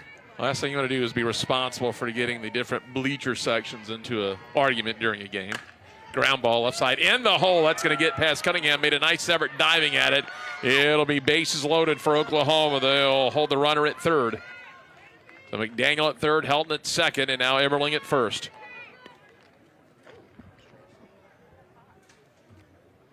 That's the play that makes you grind your teeth if you're Dina Cunningham. Got to go back and look and see, is there a hole in my mitt? How did it get through? That showed some nice range, but as you mentioned, just got under on the dive. And now Oklahoma, it was up 5-0 an inning ago. Memphis was an out away from getting out of the jam. Then they got back-to-back home runs, blew the game open 9-0. Here's what this OU offense is used to doing, setting the table early for the big innings, and you can't set it any better than bases loaded, nobody out. You'll have the 9-hole header, Abby Date, coming up, and you're going to flip it right back at the top of the order. I mean, listen, let's not get too impressed yet, Jeff, okay? They average 12 runs per game. They haven't even hit that number yet. So they got some work to do, leading the country in what is that? It's, only 8 categories. There's more categories than that. The 453 just sticks out. People see power numbers here and there, but to have the power with the 453, to have the contact as well, that guy's prepared. He's waiting out the bleachers. Oh, yeah. Well, I would expect to bring a glove to the ballpark when you watch this team. The way they pound the ball, without a doubt. I thought he had the perfect situation, too. He's right there on the stairwell. So if he needs to stay in the bleachers, he's got access to his left. If it's over the bleachers, quickly down, first person down the stairs. Got to ditch very quickly on that. So you have the lefty up there against the right-hander. Popped it up, left side, and it's going to be Cunningham on the edge of the infield, and there's one away. And in Cunningham's defense, a career outfielder and pinch runner mostly at UCF last year, having turned into your starting everyday shortstop, it's come with some lumps, but she's made a pretty good account of herself in general this year over there. First pitch strike on the outer half. Cunningham kind of went as I mentioned earlier, went the long way around. A lot of time, athlete want to get in there and see if I can get some playing time. She opted to just go to UCF. I'm going to go to school. She knocked out that bachelor's in 2.5 years. I think I did it if you reverse the numbers. So that's right. Yeah, 5.2 years. That's right. Took us a little longer, maybe. But she's one of your people, Jeff. She's not afraid of the weight room. No, she's not. She's an accomplished power lifter and an Olympic lifter as well. As Mac makes the stop, caught my eye. She competed in Florida in the 3A weightlifting meets in the 154-pound class. She got a 175-pound clean and jerk, so that's over your body weight, which is impressive at 154. Pretty solid bench at 165 as well. Here's a slow roller. Davis races in. There'll be no play, and really, Davis had no play. The last thing you want to do is try to make a play. You're only going to throw it away usually, so you're just going to have to concede the run. Yeah, made the best play she could there, which was no play at all, and that stinks as a fielder. But to be quite honest, that is just the breaks the game. It's not as though that home plate area is overly soft. It should hit harder than that. It just got tapped over to Ariel Davis in a way where it wasn't going to get to her very quickly. And at that point, you're at the mercy of physics. Yeah. Well, that's the give and take of the game. You're going to line out, but you're also going to get that ball to spin in front of the plate and get you a little infield single out of it from time to time. That one is driven into left center field. One run's going to score. They'll hold the runner at third, and right now they've got the merry-go-round going as another one is tacked on the Barker base hit.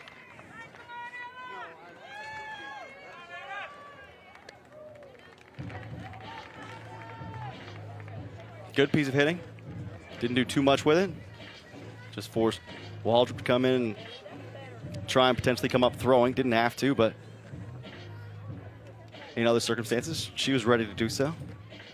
One out in the inning, and the base is still loaded. And right now, OU rolling with the 5-run third, 2 here in the 4th inning, and just the 1 out. Yeah, this might be a chance for potentially the biggest inning for Oklahoma, based on Ella Parker getting the pinch hit role here. Normally a part of that starting lineup. One of their best, most powerful swingers. The junior waits for the first. It's a strike. Junior out of Ladera Heights, California, an All-American. Twice has been on the all-tournament team of the Women's College World Series, part of that 24 national championship team. Takes it down and away. USA Softball Collegiate Player of the Year watch list. Big 12 tournament most outstanding player back in 24 before they made the switch. Popped it up into left field. Over is Waldrop. There's 2 away. They'll hold the runner, so there's 2 down in the inning. And I was just about to say, Parker does love to go the opposite way. That's where she often flexes a lot of her power. But that time the Park held it. So 2 away as Waldrop held the runners. Now a chance to get out of the inning. 2 runs in the inning already. Alyssa Parker goes on the back end of those back-to-back home runs an inning ago. Just got it over the left field wall after Wells hit the moonshot over the bleachers into left center. She is 1 for 2 with a walk.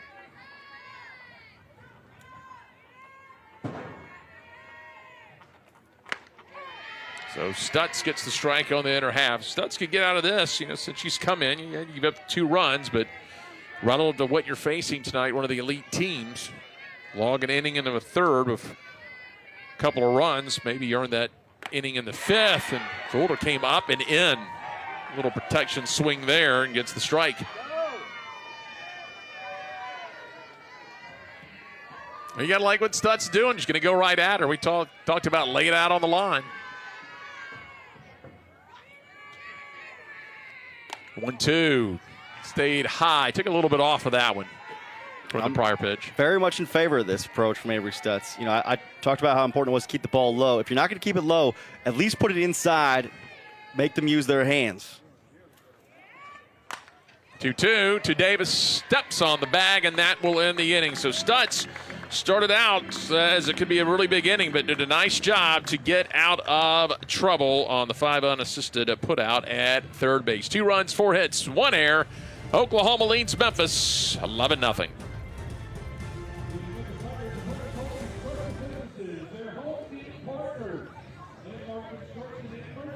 11-0 Oklahoma headed to the bottom of the fourth. Oklahoma wrapped up an 8-game homestand. Tyler, now Memphis starts the 7-game road trip. They'll be back into conference play this weekend.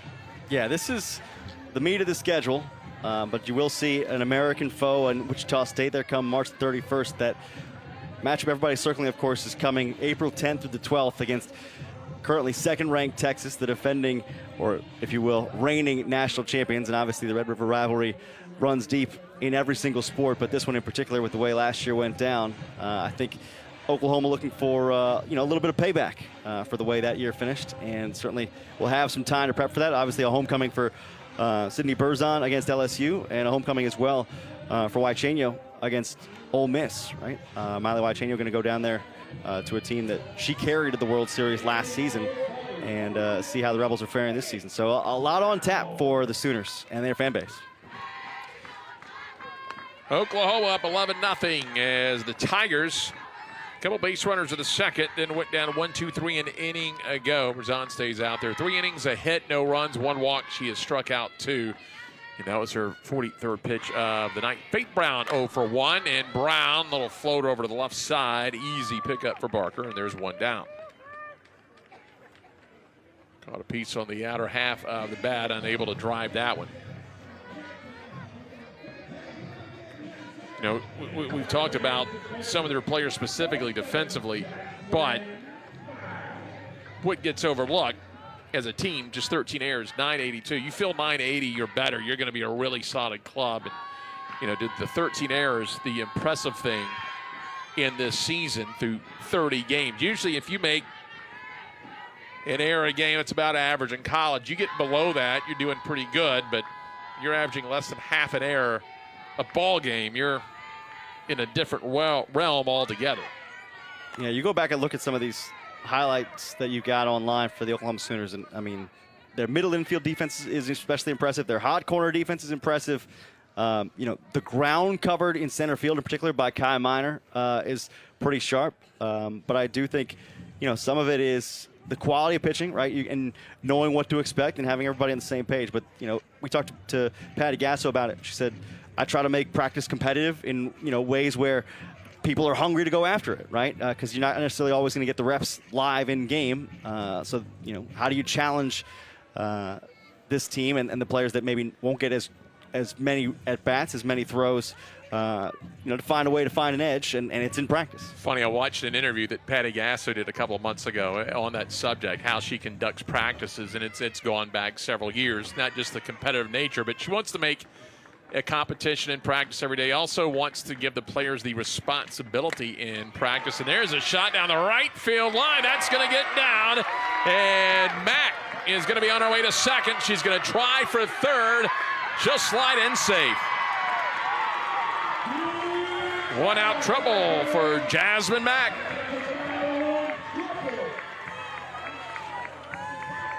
Didn't see that coming. Maybe Jasmine Mack didn't either. Right place. Challenged Pickering out there. Just got it beneath it. And now things get a little interesting. Well, if you're Trina Prater, fouled back. Look, you know the situation. It's 11-0 bottom of the 4th, but you want to see your team and against elite level competition. Runner at third, less than 2 out. Can you get a run in at this level? This is where we talk about build some kind of momentum before we get back in the league play against CCU. Do some things, and I think in the circle, yeah, they've given up some freebies. They've also gotten out of some big jams. Now on offense, can we do something to take into the weekend? Can you get that run in from third base? Slow roller to the left side. Mack's going to hold up over to first in time. It's a good throw there. So Barker is playing in. Took the quick look to her right, held Mack at third base. Maybe they take a chance, the faster runner, but typically contact down to the left side. You're holding up there. Oh, here's Simeon. Now can you get it done with 2 outs? Right now, Simeon doesn't necessarily need to hit, get on base, get the next Tiger to the plate. Anything you can do to try and avoid being Oklahoma's 7th shutout victim of the year, you like to.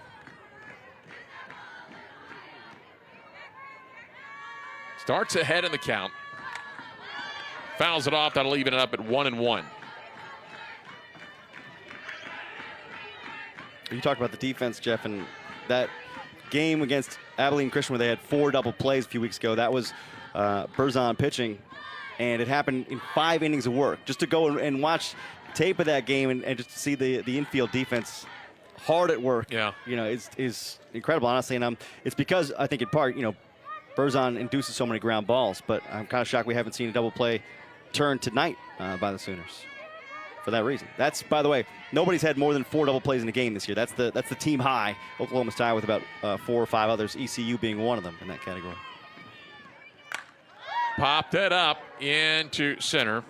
And here comes Helton, and that will end the inning. Tigers got a 1-out triple. They'll lean back at third base to end the inning. No runs, 1 hit, no errors. A runner left on base. We move to the 5th, and the Sooners still up 11-0.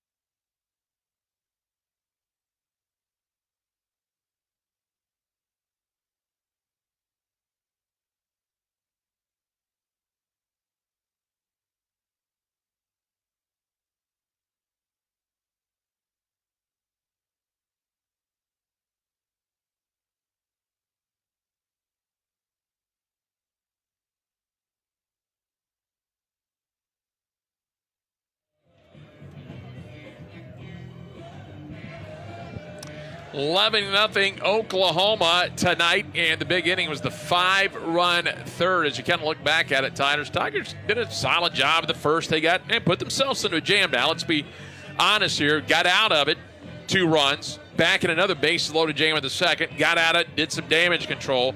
You're an out away in the third from it just being 5-0, but made the mistake back-to-back home runs. They put it at the 5 spot, 2 spot an inning ago. Game got away in that third inning. When you look at the game, they've done some good things tonight for a young team playing elite competition, but it doesn't matter if you're playing Oklahoma or you're playing anyone else in the country, 1 through 3, whatever, in at the collegiate level.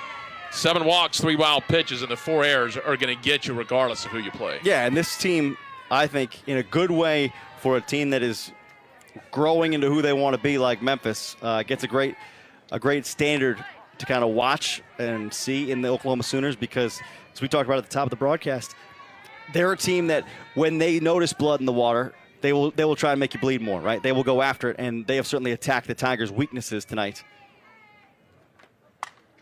Fouled off to the left side. Interesting, and you and I have done plenty of games at the university and seen some elite level, of course, with women's basketball when Connecticut used to be in the league, and I would tell people, it's not necessarily what those teams do. Obviously, UConn did impressive things with women's basketball. Oklahoma does impressive things at the plate and in the circle. Here's a fly ball to left field. Waldrop toward the line, and there's 1 away. I was even telling someone tonight, when you play elite level teams in any sport, it's really what they don't do. Yeah.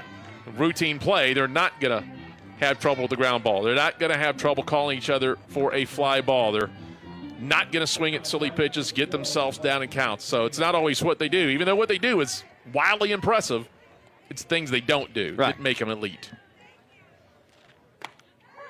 That one is Coach Gasso talked about it. And I was going back to what I was talking about an inning ago, as she talked about her practices. She wants it to be a competition, but also wants them to have fun. She'll give them the responsibility. She says, sometime I'll give my players, I'll pick a few out, and they will put the practice together. And she says she gets a kick out of it. It's one of the first times she did it the first year. Players started dressing like her. I'll just wear the same outfit, come out. Well, here's my practice plan. But thought the interesting thing was that competition breeds the competition. She said, if we just have a race to first base, if I said we're going to race for a penny, they would go at it like it's $1 million. They want to be in the front. They want to compete. And in a different interview, someone was asking her about, what do you value more?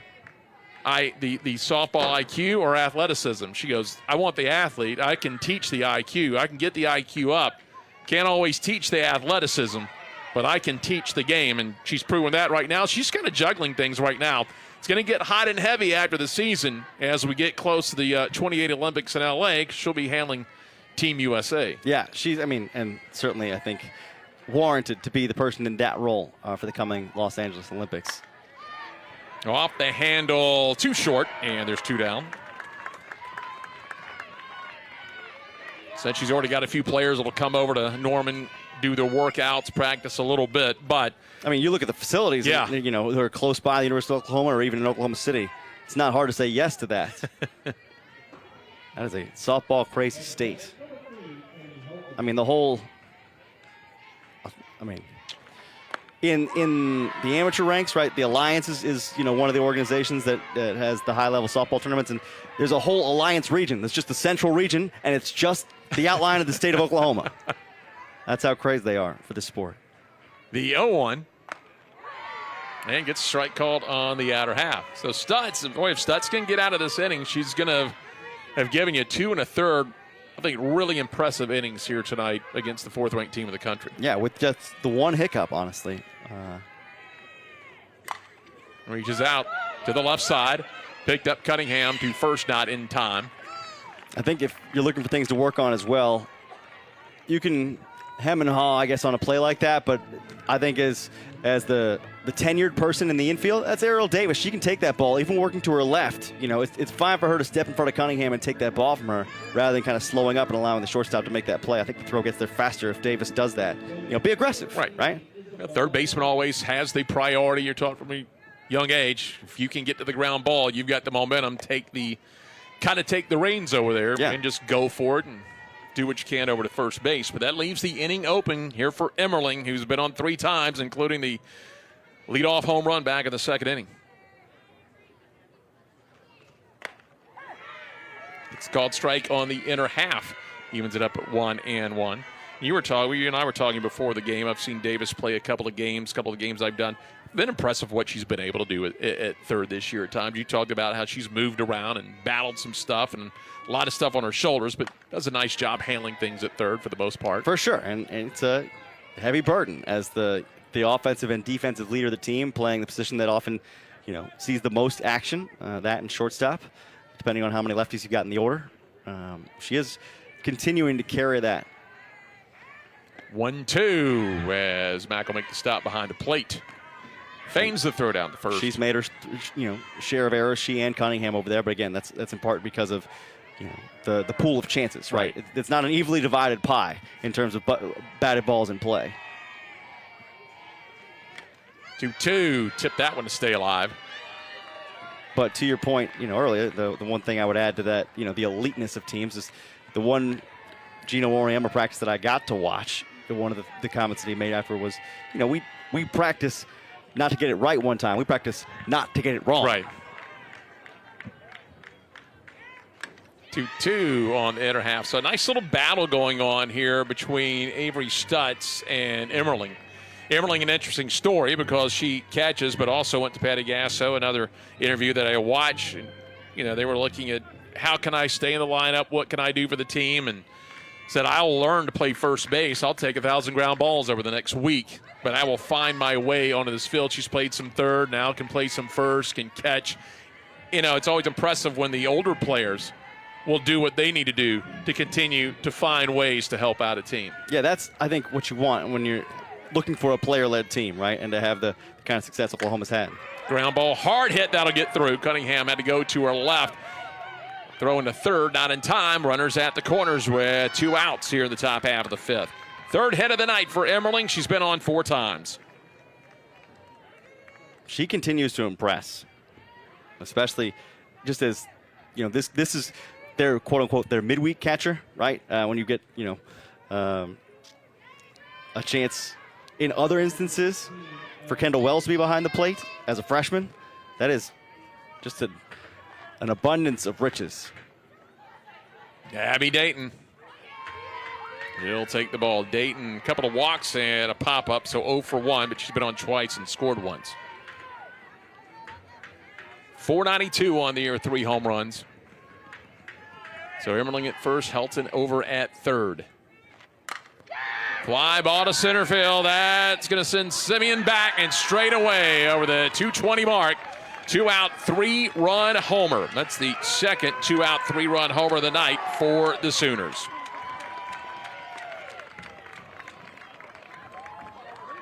It took a while, Jeff, but I feel like that's the best stroke we've seen this evening. I mean, powered out dead center field, past the flagpoles out there, even with the wind having died down. That is, I would say, as impressive a shot as any we've seen this evening from Abby Dayton in particular, who's not known the way her teammates are for power. 4th home run of the season. As you said, that got letter high and just went with it up the middle. I think if that's Quidditch, that's points between the poles, right? Got to go back in my knowledge of the game. So 2 away here. And Trina Prater are going to make a move in the circle, just get someone else a third of an inning. Obviously, the game sitting at 14-0, but a chance to see one more out. We're going to take a timeout. Top of the 5th, OU, 14-0.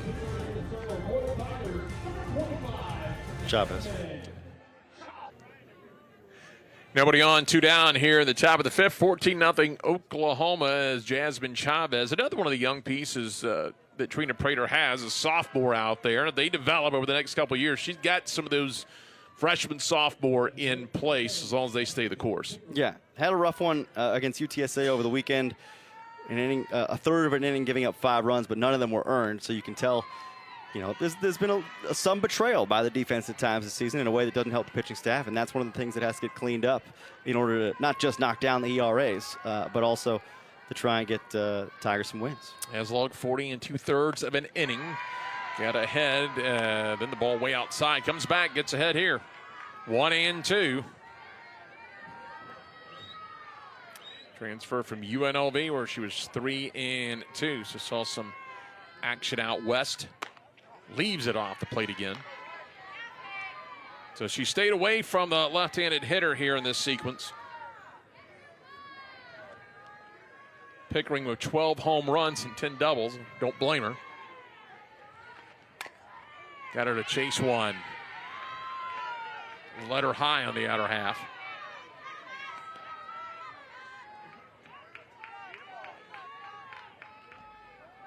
And regardless of who you are, what team you have, to keep that discipline up 14-0 to not just go after wild pitches. Like, it's easy when we all remember when we were young and games going great, chase balls out of the zone, trying to hit home runs, just to stay in that mindset. Whether it's first inning in a 0-0 game, you're up 14 or down 14. Got her to foul off. So good little battle going on here between Chavez and Pickering. You never know when staying locked in throughout the game and making a meaningless at bat means something will be important down the line. It'll stay upstairs. Got away from her. So it'll be a 2-out walk issued. And so Stutz came in, got the first 2 outs, then went single home run before that chased her for Chavez. Now Pickering walked. So all this damage by Oklahoma done with 2 outs and nobody on in the inning. Now here is Barker. Singled an inning ago. Upstairs again. She stayed away from Pickering on the outside, but mostly she's missed upstairs here to the first 2 batters. Has elevated a couple of pitches. And that control has been, you know, I would say an issue that she's consistently been working on. You know, somebody who can touch just the lower 60s and, again, brings that changeup down in the 40s. Does have a heavy curveball, but is spin-based usually, you know. So that requires precision, and if you're not quite in form, don't have your best stuff on a given night, you got to fight it a little bit. 7, 8, 9 will be due up for Memphis in the bottom half of the 5th. Here is the offering. We'll miss low that time. So at the least, had been missing high, is able to get it on the lower plane, still behind in the count 2-0.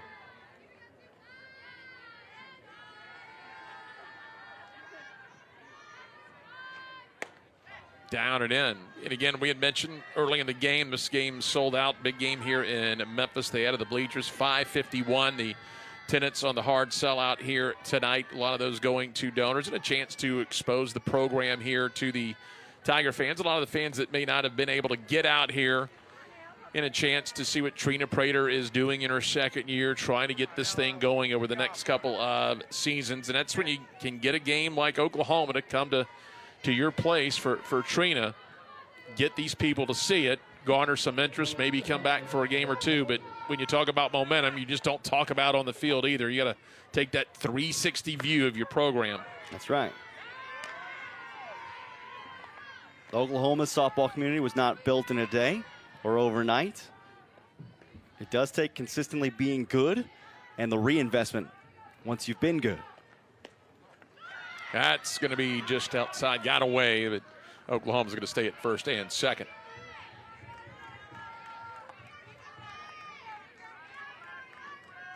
It's interesting. I was looking at, Patty Gasso's history at Oklahoma. She took over a solid program, but it definitely was not elevated to the way she elevated it to a completely new level. They had some success, but when she got her hands on the program, and you talk about skyrocketing into another atmosphere.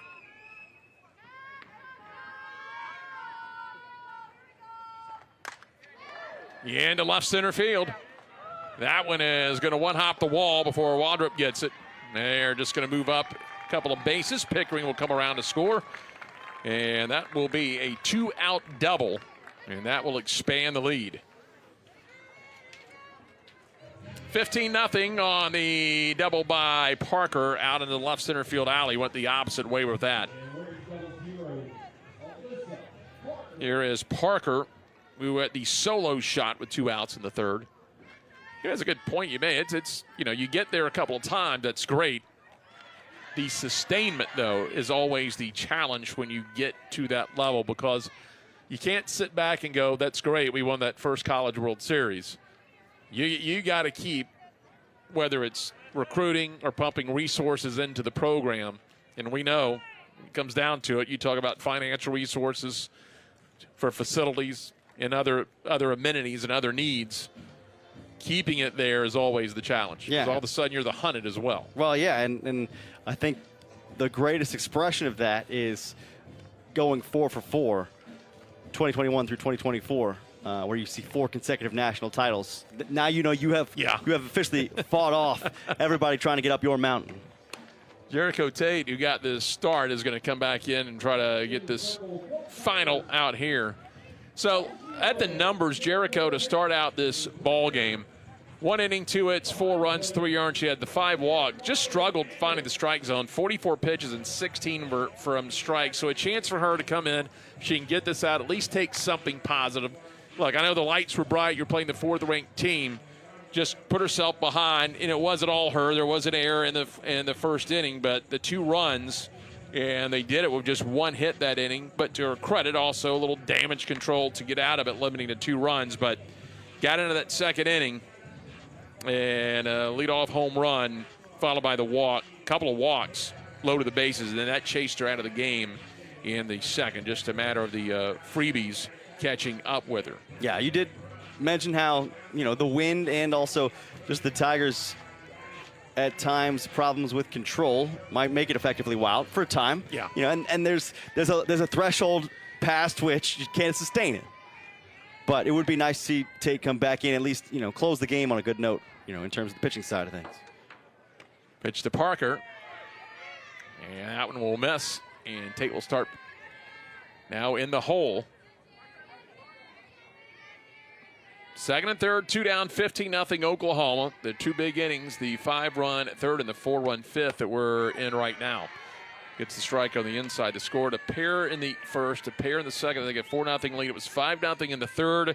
Looked like Memphis may get out of it, but the 3-run homer by Wells and the solo shot by Parker opened it up to make it 9-0. They would add 2 in the fourth, 4 right now in this inning, and still not done unless Tate can get out of it. She's got a couple strikes on her, though.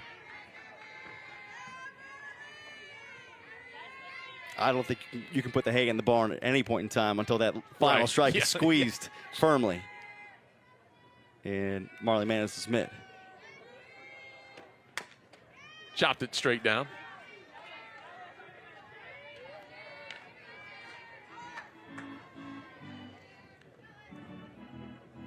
Well, one thing the Tigers did, I didn't. It's all relative. Still have 4 errors, but they've had the tendency this year to have an inning where things really got away defensively. They've avoided that tonight. The strikeout, they'll have to throw out at first. They will. That will complete the inning. 4 runs on 4 hits, no errors, couple left on base. Got to the bottom of the 5th inning here in Memphis. The 4th-ranked Sooners leading the Memphis Tigers 15-0, but another Oklahoma home run, a 3-run shot by Dayton.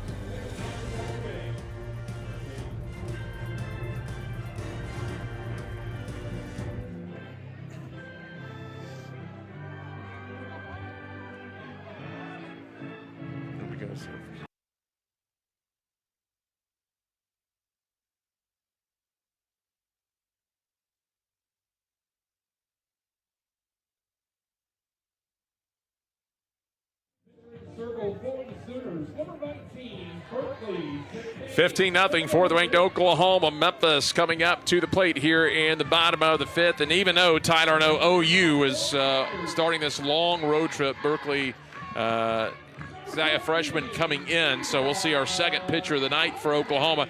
They are thinking about one of their teammates back at home. Well, certainly, I think Berkeley Zakay is trying to come in to make the most of her appearance. But today, knee surgery for Nellie McEnroe Moranis, who was first-team All-SEC last year, and she was lost that ACL against Southeastern Louisiana earlier this year. And your heart goes out to a veteran player like that, who's been such a big part of this operation. Second time she's had a season-ending injury in her career. So just a quick shout-out to her and hopeful for a speedy and smooth recovery. Pop up into right field this time. Pickering up under it, and Cunningham flies out. Zakay, 7th outing, 3.15 ERA, 6 2/3 of an inning, 10 hits, 4 runs, 3 earned, 4 walks, 6 strikeouts, 370 average against on the year, 1 hit batter. And it's kind of impressive. Everybody deals with nicks and dings and different people banged up, depending who it is. But Oklahoma's dealing with 2 pretty considerable absences. Yeah. And it's just not Nellie McEnroe Moranis. It's also pitching coach Jennifer Rocha, who's been dealing with some health problems and has been away from the team for a time, but she's been in contact with them constantly. And obviously hopeful that one of the people that Patty Gasso trusts the most to run her program gets back with them. So Zakay gets the strike there. Had 0-2. First time working for Zakay since March the 7th, when she threw a scoreless inning against Louisiana. Came in and hit her. It's only the second freebie. When you talk about what teams at the elite level don't do, that's a walk and a hit batter, the only free bases they've allowed here tonight. And Zakay in 6 appearances coming in with 6 punch outs and 4 walks. It's been pretty low in the 3 true outcome front, but that time just got a little bit inside there on the forearm of Cunningham. Available and took it. So Memphis will take the base runner. See if they can avoid being shutout victim number 7 for Oklahoma this year. It will take Isabella Hune, I think, running at first base in place of Cunningham to score, to try and get that accomplished. Otherwise, it's shutout number 7 for the Crimson and Cream, and their 18th win in a row, dating back to February 21. So Hune pinch running for Waldrop, and that'll bring up Caton. Caton, a 150 hitter on the year, struck out back in the 3rd.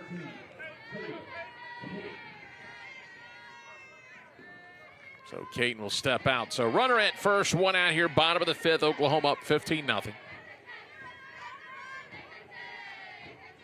Zakay's offering a strike that moves to the outer half. It's been, bite-sized samples for Berkeley Zakay, and for a freshman, managing that a little bit, but hasn't allowed an earned run since February the 7th. So she's done what she's needed to do. Off the handle and over the first base dugout. And as you know, doing baseball the way you've done it, there's no such thing as too much pitching. Right. Oklahoma right now, one of 5 SEC teams that have 2 or fewer losses on the year. So that's Alabama, Florida, Texas, and Tennessee, the others. Goes after one high and Rose on her, and the Tigers down to the last out. Those K gets the strikeout. Back to the top of the order. Ariel Davis ground out to second and a fly out to right field tonight, 0 for 2. And the Tigers will be at home this weekend against ECU. Oklahoma headed down to Oxford. About an hour drive down to Oxford, Mississippi. And they'll have the weekend against Ole Miss. About an hour. You got some lead in that foot, Yeah. my friend. Yeah, you know. It is what it is. I got to ride shotgun with you sometime. Foul back into the right. Take the Patty Gasso approach. It's a competition. Yeah, right.